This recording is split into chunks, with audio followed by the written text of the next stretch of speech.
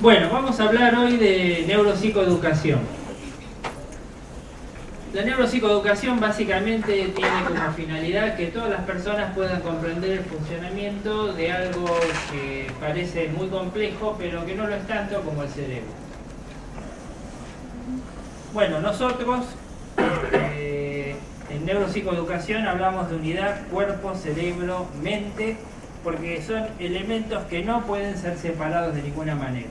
A lo largo de la historia de la humanidad se trató de dividir esto para poderlo estudiar de alguna manera con mayor facilidad, pero la realidad es que esta unidad, para poder ser comprendida, debe ser estudiada con todas sus partes en forma conjunta.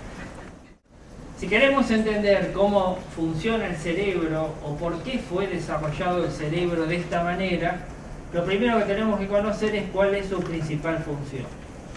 Si no conocemos cuál es la principal función, jamás vamos a entender las conductas humanas. Entonces, la principal función es la supervivencia. No importa la conducta que estemos hablando, mostrando u observando en una persona, siempre detrás de esa conducta va a estar la supervivencia.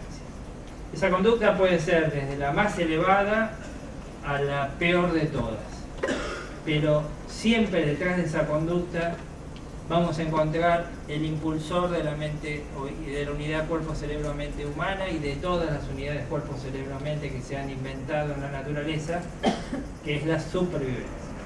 Esto le tiene que quedar muy claro. Si le queda esto claro, van a entender siempre sus propias conductas y por qué la gente hace cosas a veces tan raras. Dijimos que la principal función es la supervivencia. Y todos los cerebros fueron moldeados en medio de la escasez. O sea, la naturaleza aparentemente es muy rica en elementos, pero la realidad es que la mayor parte del tiempo debemos luchar, no solamente nosotros, la especie humana. Para que tengan una idea, la escasez fue tan difícil para nosotros cuando vivíamos en el África, por lo menos para los primeros Homo sapiens sapiens, que llegamos a ser como máximo 10.000 en un momento dado de la historia de la humanidad, y 10.000 es una cifra muy pequeña y muy cercana a la extinción. Zafamos por poco. Pero a pesar de tener semejante cerebro, cuando el medio se vuelve difícil, a veces este cerebro no alcanza como para poder asegurar la supervivencia del ser viviente. Entonces, si este cerebro fue moldeado a la escasez, un elemento fundamental es que tenga economía en su funcionamiento. Pues si fuera, el cerebro en realidad no es muy económico. El cerebro en realidad es bastante costoso para el ser viviente que lo tiene. Y este es un factor que si observamos los cerebros en toda la naturaleza, vamos a ver que la mayoría no apostó por tener un cerebro grande. Salvo desde los simios en adelante, la mayor parte de los animales apostó a tener un cerebro más pequeño y un cuerpo en cambio adaptado al medio ambiente. La otra estrategia para sobrevivir es tener un cerebro que pueda modificar el medio ambiente para asegurarme la supervivencia. Ese es el caso nuestro. Debido a la economía del funcionamiento, por supuesto que si el cerebro funciona en automático, gasta mucho menos que si nos ponemos a elaborar complejos pensamientos. Por eso pensar cansa tanto, nos agota.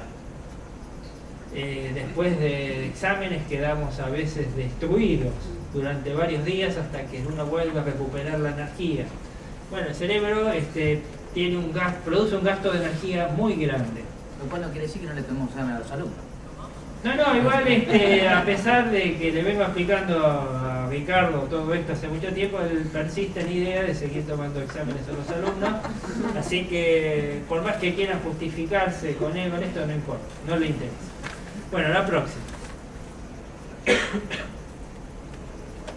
Bueno, Si uno tuviera que definir qué es el cerebro, qué es la unidad cuerpo-cerebro-mente, la podría definir como si fuera un baúl de herramientas. ¿Por qué? Porque este cerebro grande, que pesa más o menos 1,5 kilos, en realidad está formado por muchos cerebros pequeños que están colaborando unos con otros y cuya función es poder resolver alguna de las situaciones que plantea la supervivencia en el mundo natural. Entonces, con estas herramientas no son únicas en el ser humano.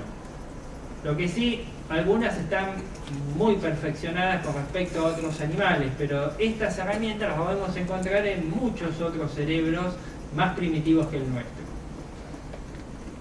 Hasta los genes no hay gran diferencia. Por ejemplo, una lombriz comparte con nosotros el 80% de los genes. A pesar de que parecemos muy diferentes, sin embargo, la genética no dice que hay tanta diferencia. Solamente un 20% entre una lombriz y nosotros. Entonces, alguien que se llama Marvin Minsky denominó a nuestra unidad cuerpo-cerebro-mente como una sociedad de mini cerebros. Podemos decir que hay más o menos 400 grandes mini cerebros y después dentro de esos mini cerebros hay otros cerebros todavía más pequeñitos que cumplen funciones más simples. La próxima. Es parecida a las muñequitas rusas, ¿no? Que uno las va desarmando y siempre aparece una más chiquita en su interior.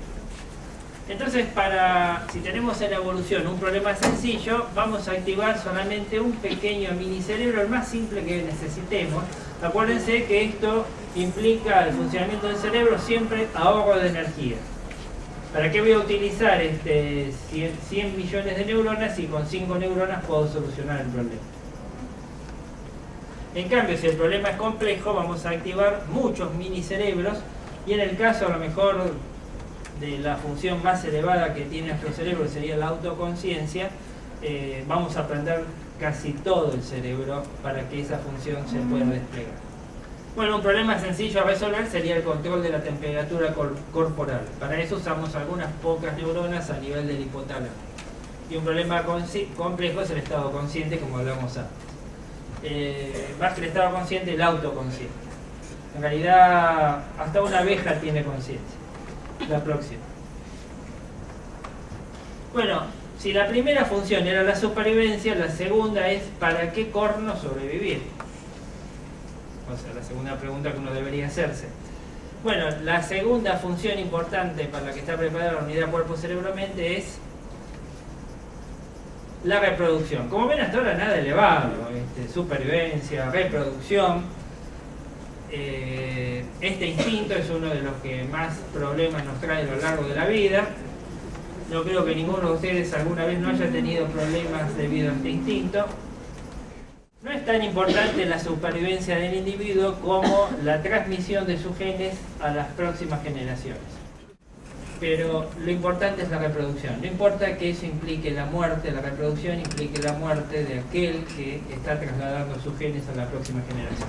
Un ejemplo, por ejemplo, serían los salmones, que llegado a cierta edad, cuando ya están en etapa reproductiva, se reproducen y después todos los adultos mueren.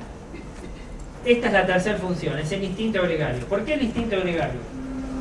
El instinto gregario es importante porque en el caso nuestro especialmente, somos en realidad, para luchar por la supervivencia, seres con casi nada. No tenemos garras, ni gran tamaño, ni una super fuerza muscular, ni una gran velocidad. O sea, sin embargo, llegamos a sobrevivir. ¿Pero por qué?